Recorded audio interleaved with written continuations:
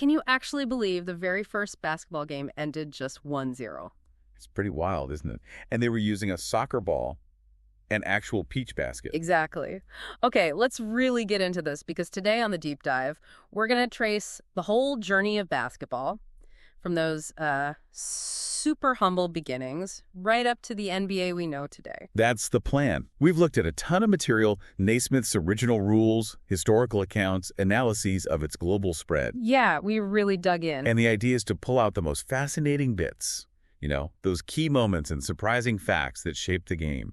You might have some real aha moments connecting the dots. Absolutely. Whether you're a hardcore fan or just curious how this sport took over the world, well, this deep dive should give you a fresh perspective. Get ready for some surprising stuff. So it all starts December 1891, Springfield, Massachusetts, the International YMCA Training School. Right, and you have James Naismith, a Canadian PE instructor. He's got this problem. He needs an indoor game for the winter. You know, keep students active when it's freezing outside. Football indoors. Probably not the best idea. Definitely not. So he gets creative, grabs 2 peach baskets, literally nails them into the gym balcony. No backboards yet. Nope. And then he types up just 13 rules on 2 pages, apparently. Those pages are incredibly valuable now. I bet. And that first game, 1-0. With a soccer ball, it feels like a completely different universe compared to today's NBA games. Oh, totally. And those original rules, Yeah. some are really interesting. Like you couldn't run with the ball at all, catch it, throw it from that spot, maybe a little leeway if you were already running, but that's it. So passing was everything. Very different feel. Completely. And hitting the ball with your fist, that was a foul. Yeah. Also, if one team committed 3 fouls in a row, the other team just got a point. Wow. And after every single basket, someone had to climb up and get the ball out of the basket. Can you imagine? Yeah, it wasn't until around, 1906, they finally cut the bottoms out and brought in metal hoops and nets and backboards, too, around then. That must have sped things up considerably. A real game changer, literally. Definitely. And the ball itself changed, too. Started with a brown soccer ball, which wasn't great for seeing it. Right. The classic orange ball we know didn't become standard until the 50s, apparently. Made it way easier to follow. And Naismith realized pretty quick they needed a dedicated ball. He actually went to Spalding in 1894 to get the first official basketball made. It's amazing how fast it spread, though. Women started playing almost right away. Sendu Berenson at Smith College adapted the rules in '92. Yeah, and the YMCA network was huge for spreading it internationally. Yeah. They got to China by 1895, Europe by 1897. Just took off. It really speaks to the game's appeal, doesn't it? Relatively simple setup, team sport, maybe less injury risk than other options back then. Yeah, I think that adaptability was key. Okay, so let's jump ahead a bit. Professional basketball starts trying to get going. Right, the very first pro league, and this is a different NBL than the later one, starts way back in 1898. Had teams like the Trent Nationals, but it didn't really stick around for long. But even outside those early leagues, you had these really influential teams, like the original Celtics, not the Boston ones, the earlier team. Right, the fathers of basketball. They were barnstormers, traveled everywhere, played constantly, super skilled. Players actually signed contracts just to be on that team. It's kind of run like a business. And you absolutely have to talk about the New York Renaissance, the Wrens, an all-black pro team founded in 1922. Hugely important. In a time of intense segregation, they were dominant. Won the first World Professional Basketball Tournament in 1939. They were crucial in challenging racial barriers just by being so good. Yeah, and like you said, important to distinguish the original Celtics from the Boston Celtics we know today. Same name, different history. And for a long time, the stories of teams like the Wrens, these amazing black teams, they were really centered in the mainstream history. The focus often jumped to the later, mostly white leagues. Good point. Meanwhile, the college game was also blowing up. First known college game seems to be Vanderbilt versus the local YMCA in '93. And early college games sometimes had like 9 players aside before they settled on 5. It took a while to standardize. University of Chicago versus Iowa is often credited as the first 5-on-5 game between colleges. And by 1909, colleges had their own rules committee, which later became part of the NCAA. Then, 1939, we get the first NCAA tournament. That college system became a huge pipeline for talent. Yeah, it really built the foundation. Right. Which leads us to 1946, the Basketball Association of America, the BAA, is formed. And this was driven by owners of big ice hockey arenas. They wanted to fill seats when the hockey teams weren't playing. Makes sense. The very first game the NBA counts in its history, Toronto Huskies versus New York Knicks in Toronto. And the first basket ever, Ozzie Schekman for the Knicks. A little trivia for you. Nice. Now, the BAA wasn't alone. There was the existing National Basketball League, the NBL. Right, and they were competing. But the BAA had this strategy. Target the big arenas in major cities. That gave them an edge in visibility, potential money. Yeah, that big market focus paid off. You started seeing successful teams jump leagues. Like the Baltimore Bullets, they came from the ABL, joined the BAA, and won the title. And the Minneapolis Lakers, who were NBL champs, they moved to the BAA and won their title, too. It was a real shuffle. It really shows the business side kicking in, right? Chasing bigger crowds, better venues. Exactly. And eventually, it led to the big merger in 1949. The BAA and NBL combined to form the NBA. Maurice Podoloff, who ran the BAA, became the first president. And importantly, the NBA decided to adopt the BAA's history, not the NBL's. Started with 17 teams, kind of a mix from both leagues. But it wasn't smooth sailing. The league actually shrank pretty fast. By the mid-50s, down to just 8 teams. Wow, that's unstable. Though many of those franchises are still around, even if they moved. Hawks, Kings, who were the Royals, Pistons. And this era, the late 40s, early 50s, is also when the color barrier finally starts to break. Huge moment. First, Wat Misaka, a Japanese-American player, played for the Knicks in the BAA in 47, first non-white player. Then in 1950, you have the first black players in the NBA proper.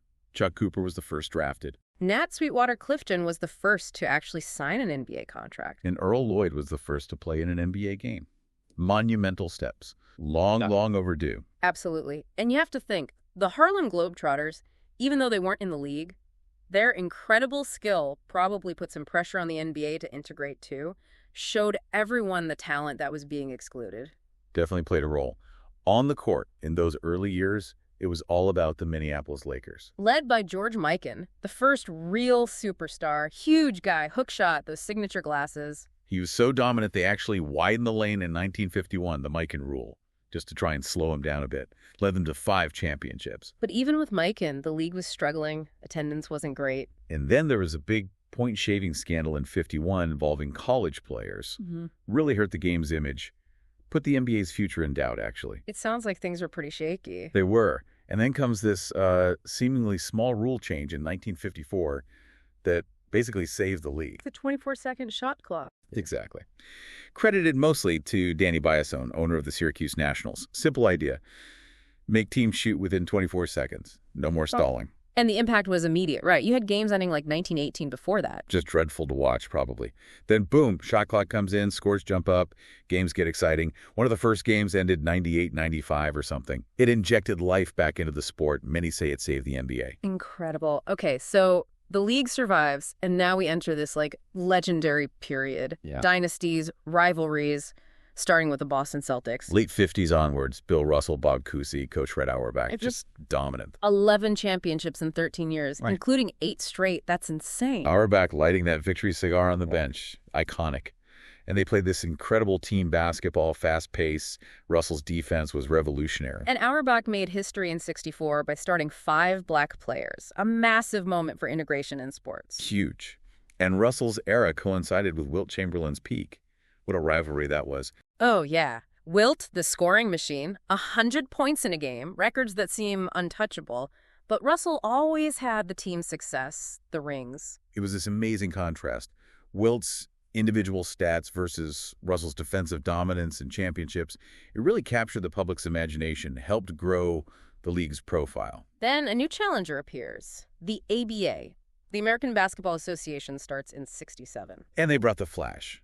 The red, white, and blue ball, the slam dunk contest, and crucially, the three-point line. Yeah, the three-pointer, that was their thing. And guys like Dr. J, Julius Erving, with that incredible athleticism, the dunks. Yeah. It's exciting stuff. Very different vibe from the more traditional NBA.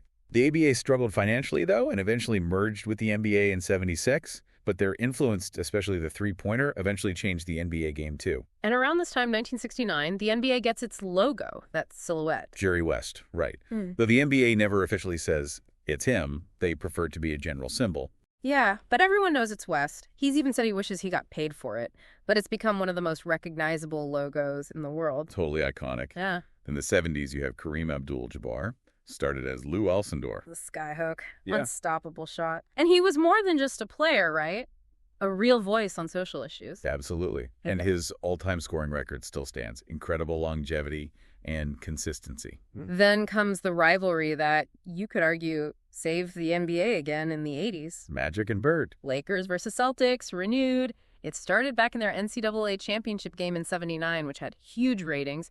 Then they carried that right into the NBA. That rivalry was everything for the league's popularity. Different styles, big personalities, coast versus coast. It brought in so many new fans. But the 80s had a dark side, too. Drug issues became a major problem. Yeah, it was a tough time. And then the tragic death of Len Bias right after the draft in '86. Cocaine overdose. Just shocking. David Stern had just become commissioner in '84. He really had to step up. He did.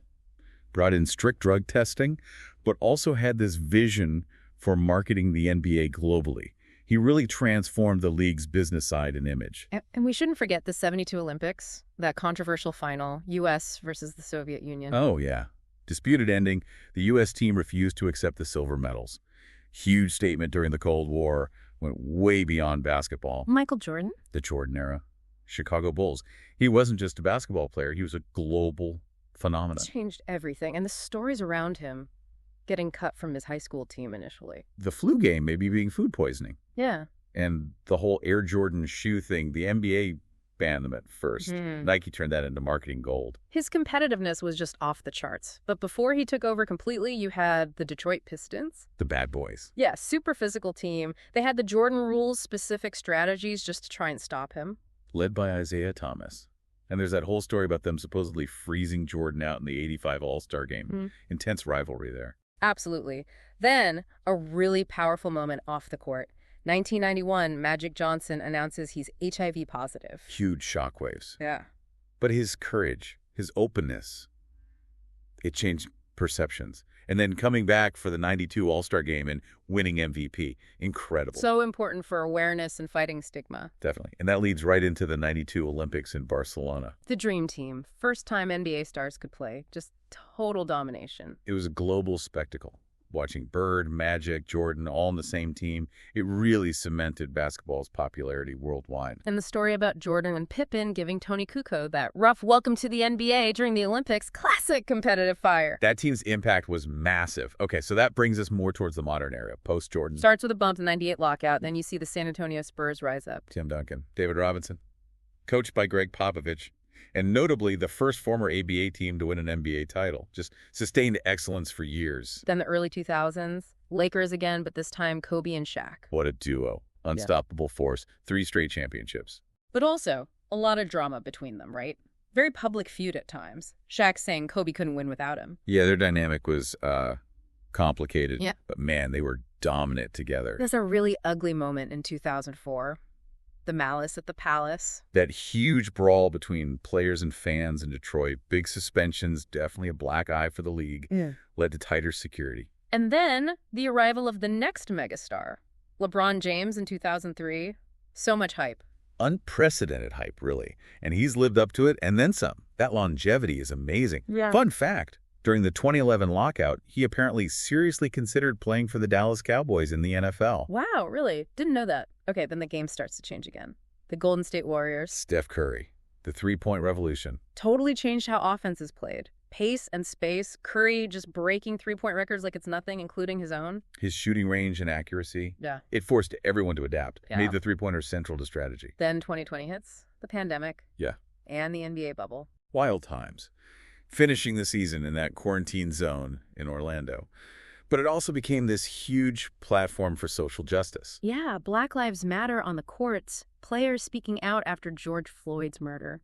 A really significant moment for player activism. Showed the league's adaptability, but also the players finding their voice on major issues. And we've seen the international influence just explode, haven't we? Oh, absolutely. From guys like Yao Ming and Dirk Nowitzki paving the way. To today's stars.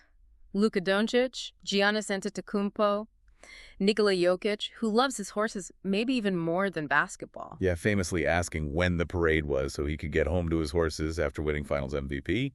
And now Victor Wembanyama. The global talent pool is incredible. It really enriches the league. And we have to mention the WNBA too, their growth, their fight for equality pay, visibility. Absolutely. And WNBA players have been leaders in social justice movements. Plus, you see incredible talents like Sabrina Ionescu setting records, even beating NBA stars in shooting contests. It's all part of the modern basketball story. Okay, before we wrap up, let's hit some quick, fun facts, quirky stuff. Love these. Okay, first slam dunk contest, ABA 1976. Dr. J from the free throw line. NBA didn't pick it up till 84. Muggsy Bogues, 5'3", playing on the same team as Manute Bol, 7'7". The photos are amazing. The basketball capital of the world debate. Springfield for history or Hickory, Indiana from Hoosiers. Dennis Rodman and Kim Jong-un. Still weird. Violet Palmer, first female NBA ref. History made. That 1918 game we mentioned earlier, lowest score ever. Shows how the shot clock changed things. Wilt Chamberlain averaging more than 48 minutes per game for a season because of overtime. Unreal. Shaq making exactly 1 3-pointer his entire career. Larry Bird playing game mostly left-handed. Just because. Magic Johnson winning Finals MVP as a rookie, playing center in the deciding game. Charles Barkley saying he wasn't a role model, or wanting to throw someone through a window. Classic Chuck. The Utah Jazz name, originating in New Orleans, the home of jazz.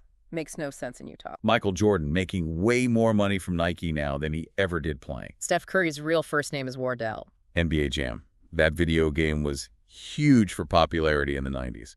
Bill Russell having 11 rings. Literally more than fingers. Steve Nash being a seriously good soccer player, too. And just the NBA's sheer dominance on social media today. It's been an incredible ride, hasn't it? So many twists and turns. It really has.